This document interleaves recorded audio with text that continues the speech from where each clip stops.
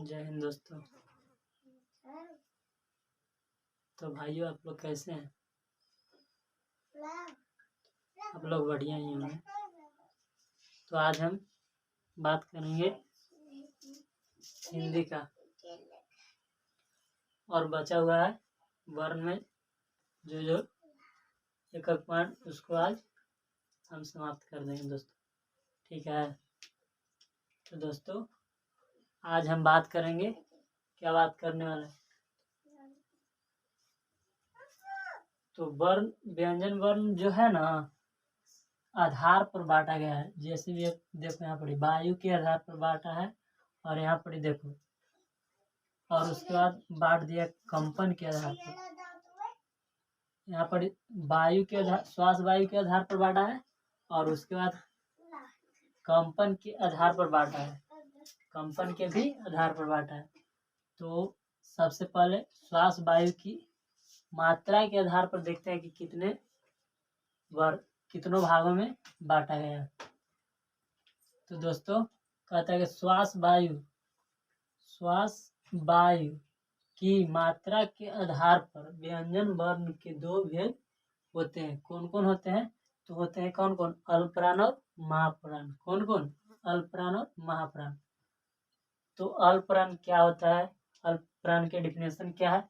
तो दोस्तों सुनिएगा, अल्पप्राण क्या कहता है? कहता है कि प्रत्येक वर्ग के प्रथम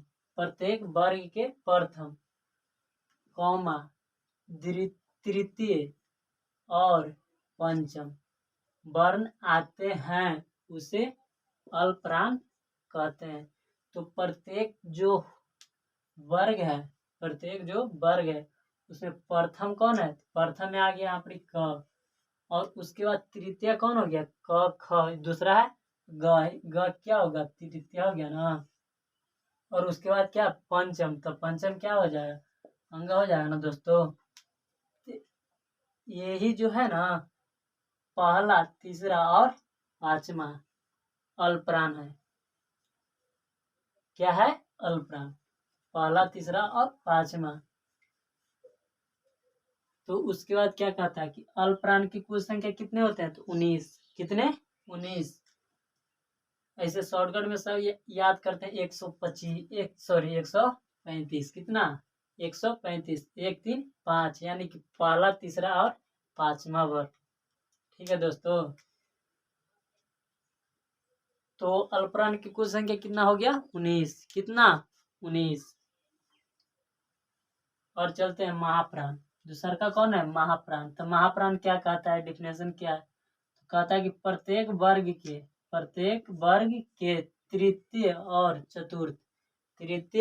चतुर्थ वर्ण आते हैं, उसे महाप्राण कहा जाता है।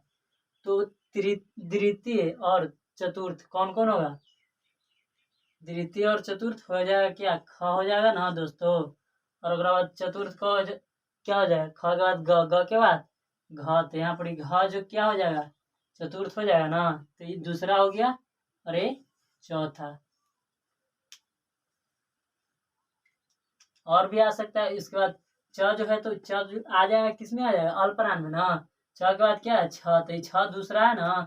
तो ये जो छ है ना, छ जो है क्या, किसमें आ जाएगा?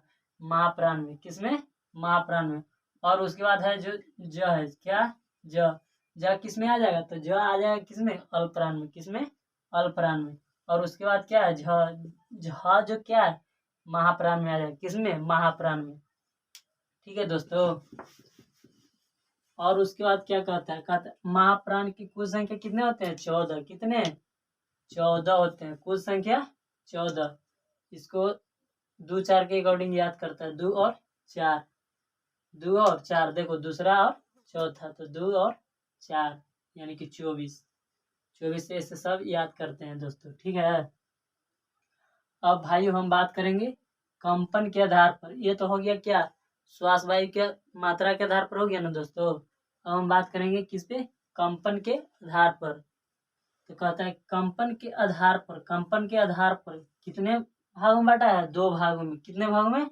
2 भागों में। पहला क्या है? घोष वर्ण, और दूसरा अघोष वर्ण। घोष वर्ण क्या है, अघोष वर्ण क्या है? तो दोस्तों पहला क्या है, घोष, और दूसरा अघोष। तो चलते हैं पहला, सबसे पहले घोष वर्ण पे। क्या घोष वर्ण? घोष वर्ण क्या कहता है? कहता है कि जिन स्वर वर्णों के उच्चारण करने में, जिन स्वर वर्णों के उच्चारण करने में स्वर तंत्रिका परस्पर झंकृत होता है, स्वर तंत्रिका परस्पर झंकृत होता है, उसे क्या कहते हैं? घोष वर्ण। क्या घोष वर्ण कहते हैं। ठीक है। अब इसके बाद घोष वर्ण की कुल संख्या कितना होता है? यहाँ पर देखो, घोष वर्ण की कुल संख्या कितना होता है? 19। कितना? 19। अब 19 कौन कौन होता है? तो देखो जैसे में लिखा हुआ है, प्रत्येक वर्ग के तीसरा, चौथा, पांचवा, तीसरा, चौथा, पांचवा, तीसरा, चौथा, पांचवा कौन कौन हो जाए? तो देखो आगे लिख देते हैं, क, ख, ग, घ और अंग। ये तो हो गया 5 ही को ही है, बाकी होता है कि 19 को ना। तब देखो केमा केमा है, तीसरा, चौथा और पांचवा। तो तीसरा ए हो जाएगा ना, चौथा ए और ये पांचवा। तो इसी प्रकार से फिर हो जाएगा ख, सॉरी, छ, छ, ज, झ, इ, फिर ट, ठ, ड, ढ, ट, ऋ, न, त, थ, द, ध, न, ओकरा बाद प, फ, ब, भ, म। ये हो गया ना 25। 25 को में से 3, 6, 3, 9, 3, 12, 3, 15। अब 15 और 4 देखो, य, र, ल और व होता है। यही जो है 19 क्या होता है? घोष वर्ण की कुल संख्या। ठीक है दोस्तों। तो दोस्तों इतना समझ में आया घोष वर्ण की कुल संख्या कितने होते हैं? तो घोष वर्ण की कुल संख्या कितने होते हैं? 19। अब उसके बाद आते हैं अघोष पर। किस पे? अघोष। तो अघोष का डिफिनेशन क्या कहता है? तो कहता है इसी का उल्टा। किसका? जो घोष है ना, उसी का उल्टा। तो देखो इसमें क्या करना है, यहाँ पर देखो स्वर तंत्रिका परस्पर झंकृत होता है। इसमें क्या है? स्वर तंत्रिका परस्पर झंकृत नहीं होता है। क्या? झंकृत नहीं होता है, झंकृत नहीं होता है, उसे अघोष वर्ण कहते हैं। क्या कहता है कि जिन स्वर वर्णों के उच्चारण करने में, जिन स्वर वर्णों के उच्चारण करने में स्वर तंत्रिका परस्पर झंकृत नहीं होता है, उसे अघोष वर्ण कहते हैं। अघोष वर्ण की कुल संख्या कितना होता है? 13। कितना? 13। देखो अघोष वर्ण की कुल संख्या कितना होता है दोस्तों? 13, यानी कि 13। 13 कितना? 13।